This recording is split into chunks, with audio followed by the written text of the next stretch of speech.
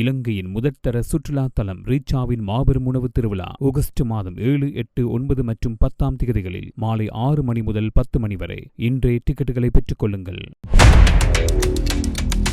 ஈரானுக்கு எதிராக மேற்கொள்ளப்படும் எந்தவொரு இராணுவ நடவடிக்கையிலும் இத்தாலி நேரடியாக பங்கேற்காது என்ற தனது உறுதியான நிலைப்பாட்டை அந்த நாட்டு பிரதமர் ஜார்ஜியா மெலோனி மீண்டும் ஒருமுறை தெளிவுபடுத்தியுள்ளார். மத்திய கிழக்கில் அமெரிக்கா, ஈரான் மற்றும் இஸ்ரேல் ஆகிய நாடுகளுக்கு இடையிலான பதற்றம் தொடர்ந்து அதிகரித்து வரும் நிலையில் போர் மற்றும் ராணுவ நடவடிக்கைகளை விட பேச்சுவார்த்தைகள், அரசியல் தீர்வுகள் மற்றும் தூதரக முயற்சிகளுக்கு முன்னுரிமை வழங்க வேண்டும் என்பதே இத்தாலியின் நிலைப்பாடு என்றும் அவர் தெரிவித்துள்ளார். சர்வதேச அரசியல் சூழலில் பெரும் கவனம் பெற்றுள்ள இந்த விவகாரம் தொடர்பாக துருக்கியின் அங்கராவில் நடைபெற்ற நேட்டோ உச்சி மாநாட்டில் கலந்து கொண்டிருந்த போது செய்தியாளர்களை சந்தித்த பிரதமர் ஜார்ஜியோ மெலோனி இத்தாலியின் கொள்கையில் எந்தவித மாற்றமும் இல்லை என்பதை வலியுறுத்தினார். அவர் கூறுகையில், அமெரிக்கா மற்றும் ஈரான் இடையிலான பதற்றம் அதிகரித்த ஆரம்ப கட்டத்திலிருந்தே இத்தாலி தனது நிலைப்பாட்டை தெளிவாக வெளிப்படுத்தி வருவதாகவும், ஈரானுக்கு எதிரான நேரடி ராணுவ தாக்குதல்கள் அல்லது போர் நடவடிக்கைகளில் தனது நாடு ஈடுபடாது என்றும் குறிப்பிட்டுள்ளார். மேலும் தற்போதைய சூழ்நிலையிலும் அதே நிலைப்பாட்டை இத்தாலி தொடர்ந்து கடைபிடித்து வருவதாகவும் அவர் தெரிவித்துள்ளார். மத்திய கிழக்கில் உருவாகியுள்ள நெருக்கடியான சூழல் உலக அரங்குகளில் கவனத்தை ஈர்த்துள்ள நிலையில் பிராந்தியத்தில் ஒரு பெரிய அளவிலான மோதல் உருவாகும் அபாயம் குறித்து நாடுகள் கவலை வெளியிட்டு வருகின்றன. குறிப்பாக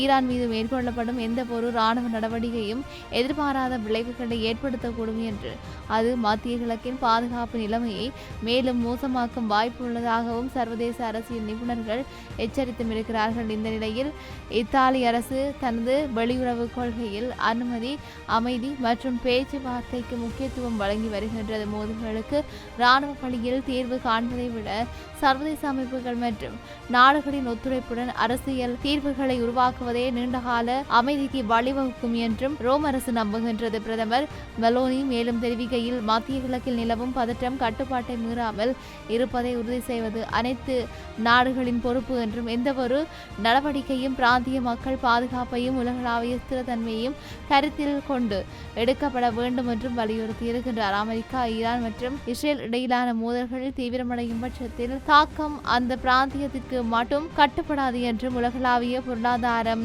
எரிசக்தி விநியோகம், சர்வதேச வர்த்தகம் மற்றும் பாதுகாப்பு அமைப்புகள் ஆகியவையும் பாதிப்புகளை ஏற்படுத்தும் என்று அவர் சுட்டிக்காட்டியிருக்கின்றார். இதனிடையே இராணுவத்துடனான பதற்றம் அதிகரித்த காலகட்டத்தில் இத்தாலி தன்னுடைய இராணுவ ஈடுபாட்டை குறைக்கும் அணுகுமுறையை தொடர்ந்து பின்பற்றி வருகின்றது. மத்திய கிழக்கு நோக்கி இயங்கப்பட்ட அமெரிக்க இராணுவ விமானங்கள் சிசிலியில் அமைந்துள்ள நிகோனெல்லா விமானப்படை தளத்தை பயன்படுத்துவதற்கு அனுமதி வழங்குவதில் இத்தாலி தயக்கம் காட்டியதாகவும் பின்னர் அனுமதி மறுத்ததாகவும் தகவல்கள் வெளியாகியிருந்தன.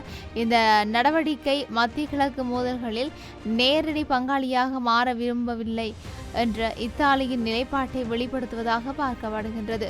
நேட்டோ கூட்டணியில் மூத்த உறுப்பினராக இருந்து வந்தாலும் ஒவ்வொரு சர்வதேச பிரச்சினையிலும் ஒரே மாதிரியான இராணுவ அணுகுமுறையை பின்பற்ற வேண்டியது கட்டாயம் இல்லை என்பதை அந்த நாடு தொடர்ந்து வெளிப்படுத்தி வருகின்றது. தனது தேசிய நலன், பாதுகாப்பு கொள்கை மற்றும் சர்வதேச உறவுகளை கருத்தில் கொண்டு தனிப்பட்ட முடிவுகளை எடுக்கும் உரிமை ஒவ்வொரு நாட்டுக்கும் இருப்பதாக இத்தாலி கருதுகின்றது. மேலும் நேட்டோ நாடுகளுக்குள் மத்திய கிழக்கு பாதுகாப்பு நிலைமை தொடர்பாக தொடர்ந்து ஆலோசனைகள் நடைபெற்றும் வருகின்றன. ஈரானின் அணுசக்தி நடவடிக்கைகள், வளைகுடா பிராந்தியத்தின் பாதுகாப்பு, செங்கடல் பகுதியில் அதிகரித்து வரும் பதற்றம், சர்வதேச கப்பல் போக்குவரத்து பாதுகாப்பு மற்றும் பிராந்திய ஆயுத குழுக்களின் நடவடிக்கைகள் உள்ளிட்ட பல்வேறு விடயங்கள் தொடர்பாக கூட்டணி கவனம் செலுத்தி வருகின்றமையும் குறிப்பிடத்தக்கது.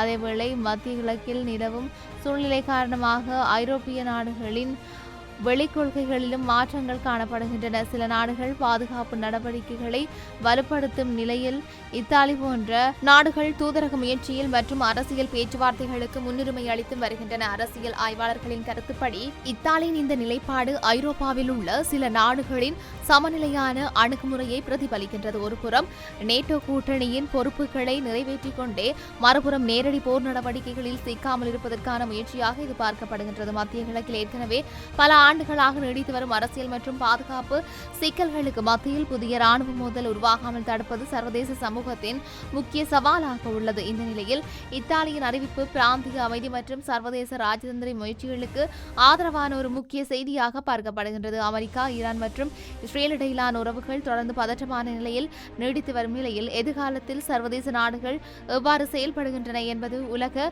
அரசியல் சூழலில் முக்கிய தாக்கத்தை ஏற்படுத்தும் என்று எதிர்பார்க்கப்படுகின்றது. இத்தாலியின் தற்போதைய நிலைப்பாடு மத்திய கிழக்கு விவகாரத்தில் ராணுவ தீர்வை விட பேச்சுவார்த்தை மூலம் முடிவுகளை காண வேண்டும் என்ற அணுகுமுறையை மீண்டும் வெளிப்படுத்தியுள்ளது. தொடர்ச்சியாக ஹார்முஸ் ஜலசந்தி வழியாக பயணிக்கும் சரக்கு கப்பல்கள், வர்த்தக கப்பல்கள் மற்றும் சர்வதேச கடல் போக்குவரத்து பாதைகளுக்கு எதிராக ஈரான் எந்தவொரு தாக்குதல் நடவடிக்கையை மேற்கொண்டால் அதற்கு அமெரிக்கா மிக கடுமையான பதிலடி வழங்கும் என்றும் அமெரிக்க துணை ஜனாதிபதி JD வான்ஸ் எச்சரிக்கை விடுத்துள்ளார். மத்திய கிழக்கில் அதிகரித்து வரும் பதற்றமான சூழ்நிலைக்கு மத்தியில் அமெரிக்காவின் இந்த எச்சரிக்கை வெளியாகியுள்ளது. அமெரிக்கா மற்றும் ஈரான் இடையிலான உறவு ஏற்கனவே பல ஆண்டுகளாக அரசியல் மற்றும் ராணுவ ரீதியாக பதற்றமான நிலையில் இருந்து வரும் நிலையில் அண்மை கால மோதல் சூழல் காரணமாக இரு நாடுகளுக்கும் இடையிலான விரிசல் மற்றும் அதிகரித்துள்ளதாக தெரிவிக்கப்படுகின்றது.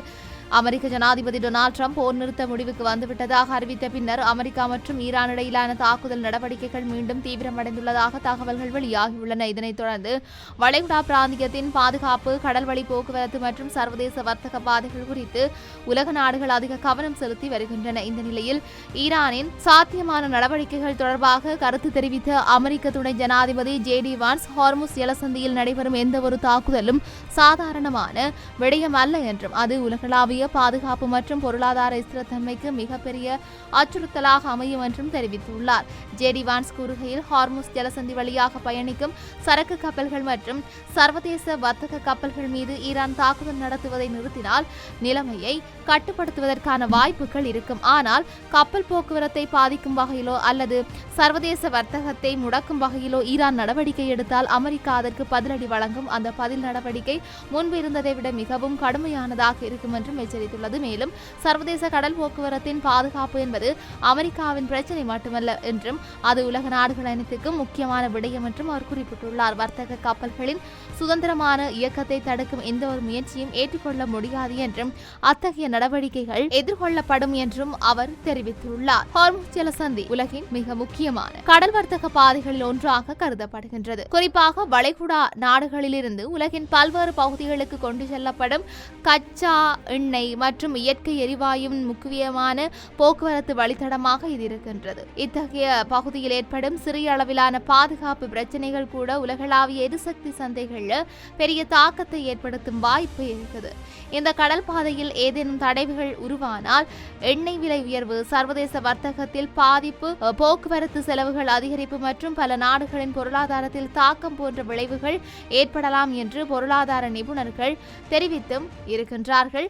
இதன் காரணமாக ஹார்முஸ் ஜலசந்தியின் பாதுகாப்பு தொடர்பான விவகாரம் அமெரிக்கா மட்டுமன்றி ஐரோப்பிய நாடுகள், ஆசிய நாடுகள் மற்றும் மத்திய கிழக்கு நாடுகளின் கவனத்தையும் ஈர்த்திருக்கின்றது. சர்வதேச கப்பல் போக்குவரத்து பாதுகாப்பாகவும் தடையின்றியும் நடைபெற வேண்டும் என்பதே பெரும்பாலான நாடுகளின் முக்கிய கோரிக்கையாக இருக்கின்றது. அதேவேளை ஈரான் மீது அமெரிக்கா தொடர்ந்து அழுத்தம் கொடுத்து வரும் நிலையில் ஈரான் தரப்பும் தனது பாதுகாப்பு நலன்களை கருத்தில் கொண்டு பல்வேறு நடவடிக்கைகளை மேற்கொண்டு வருகின்றது. இதனால் இரு நாடுகளுக்கும் இடையிலான பதற்றம் மேலும் அதிகரிக்கக்கூடும் என்ற அச்சமும் சர்வதேச அளவில் நிலவி வருகின்றமை குறிப்பிடத்தக்கது.